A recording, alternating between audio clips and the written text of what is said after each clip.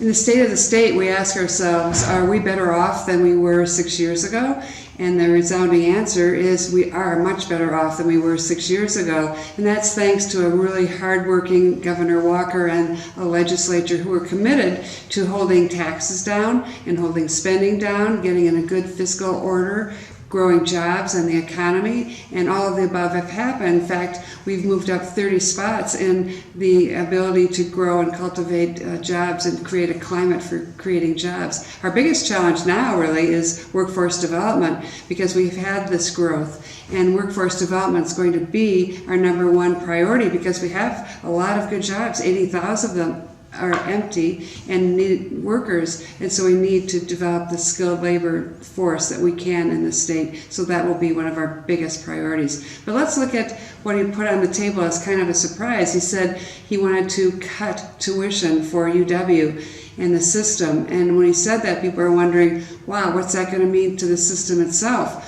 We know that individuals want certainty in their tuition. They want to know, what's it going to cost me for my tuition for 4, 5, 6 years. And what we were told during the Doyle administration is that they increased 8% a year, which is outrageous. So we've capped tuition the last several years for 6 years. And what we're going to do this time, according to the governor, is we're going to cut tuition, but we will backfill it with our other general purpose revenues, so it will not be a cut to the UW system, which will be important. So that will be the debate. The other big issue we have on the table, other than tuition cuts, would be the transportation budget. As you've been hearing a lot about that in the paper, there's a big debate about what are we going to do about our aging roads and our need to expand our infrastructure, because our infrastructure and transportation is key to growing jobs and the economy.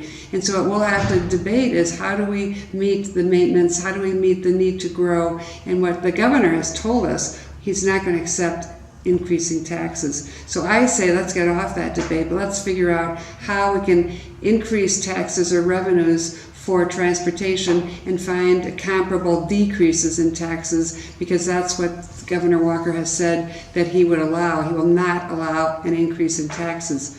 But let's look at general overall benefits to the individual. If you're sitting in your kitchen table going, you know what, the governor has decreased taxes by $4.7 billion. That means a lot to our Wisconsin families. He's also held the line on property taxes, which means a lot to our family. He's held it to the level before 2010.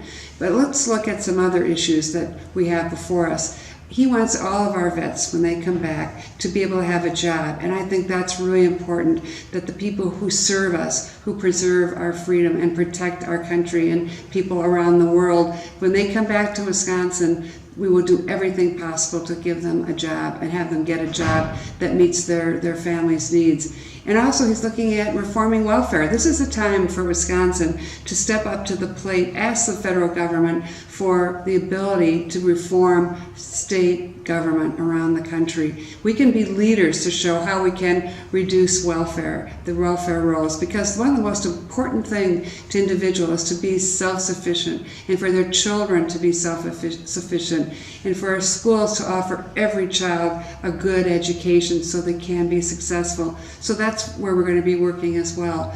So yeah, we are so much better off than we were 6 years ago, 7 years, 8 years ago, but there's a lot more to do. We want to be more competitive in terms of getting jobs and growing jobs, better paying jobs, especially in tech and the sciences. We want to do partnerships with our universities so that we can show how we can grow the economy with high paying jobs.